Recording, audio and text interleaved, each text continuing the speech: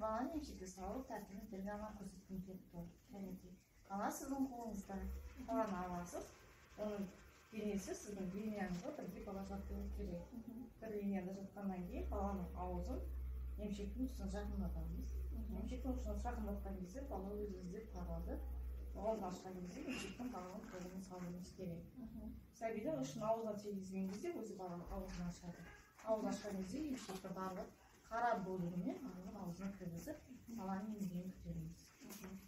Баланың басын бөлігі емшекті ұстаған кезде сіздің денеңізде іші сіздің ішіңізге тиіп тұру керек. Сол кезде бала сізді сезінеді. Ему кезіндегі баланы дұрыс ұстаңыз. Бұл өте маңызды. Ережелер. Сәбидің басы мен денесін тік, бір жазықтықта ұстаңыз. Сәбидің бетін анасының кеудесіне қаратып, мұрны емшек ұшының деңгейінде болу керек. Сәбидің денесі анасының денесіне түйістіру болу керек. Және іші анасының ішіне түйісу керек. Анасы тек мойны мен иығы ғана емес, сәбидің бүкіл денесін ұстап отырады. Кеудеге нәрестені дұрыс қою.